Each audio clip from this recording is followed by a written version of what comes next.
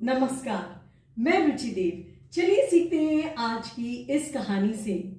एक आश्रम में एक संत रहते थे अपने बहुत सारे शिष्यों के साथ, और दूर दूर से लोग उनका सत्संग सुनने के लिए आते थे। एक बहुत ही अमीर आदमी 100 सोने की मोहरें लेकर के उनके पास गया और कहने लगा कि गुरुजी, मेरी इस सेवा को आप स्वीकार कीजिए, ये आपके काम आएगा। तो संत ने ना तो उसकी तरफ देखा और ना ही कुछ बोले और ना ही उस भेंट को स्वीकार किया, और वो वहां से चले गए। कुछ समय बाद ये आदमी फिर से आया और इस समय वो कीमती गहने और कपड़े लेकर के आया, और उसने कहा कि गुरुजी, मेरी इस भेंट को आप स्वीकार कीजिए, मेरी इस सेवा को आप ग्रहण कीजिए। तो इस बार भी संत ने ना तो उसकी भेंट को स्वीकार किया, ना ही उसकी तरफ देखा और ना ही उससे कुछ बोली, और वो वहां से चले गए। अब ये आदमी बहुत ही दुखी हो गया और ये सोचने लगा कि मैं ऐसा क्या करूं कि संत की नजर मुझ पर पड़े। अब कुछ दिन बाद जब वो आदमी इस आश्रम के पास से गुजर रहा था, तभी उसने देखा कि हजारों लोगों की भीड़ है।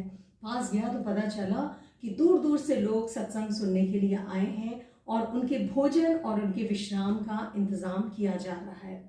तो वो आदमी बिना संत से मिले शिष्यों की मदद करने लगा और उनके साथ भोजन पकाने में, भोजन परोसने में और साफ सफाई के काम में उसने उन सबकी मदद की।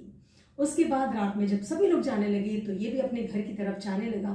तभी पीछे से आवाज आई कि बेटा, क्या तुमने खाना खाया? अब इसने जैसे पीछे मुड़कर के देखा तो वहां पर संत खड़े थे और उनके एक हाथ में भोजन की थाली थी और दूसरे हाथ में पानी का गिलास था। ये देख कर के वो आदमी एकदम भाव विभोर हो गया और उसकी आंखों से आंसू आ गए और वो संत के पैरों में गिर पड़ा और कहने लगा, गुरुजी, मैं इसी दिन का इंतजार कर रहा था।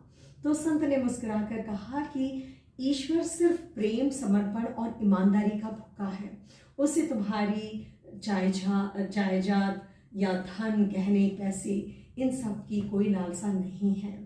तो दोस्तों, अगर हम अपने सच्चे दिल से दूसरों की सेवा करते हैं, दूसरों का ध्यान रखते हैं, दूसरों के बारे में अच्छा सोचते हैं, तो ईश्वर भी हमारी मदद करने के लिए किसी ना किसी को जरूर भेज देता है। तो दोस्तों, अगले सोमवार हम फिर सुनेंगे एक नई कहानी, एक नई सीख के साथ मेरे चैनल ब्लूम विद रुचि देव पर शाम 5 बजे। तब तक के लिए आप अपना ध्यान रखिए, अपने परिवार का ध्यान रखिए, और हाँ दोस्तों, दूसरों के जीवन में दिया जलाना कभी ना भूलें, क्योंकि जो लोग दूसरों के जीवन में उजाला करते हैं उनका जीवन खुद ब खुद रोशनी से जगमगा उठता है। नमस्कार, धन्यवाद।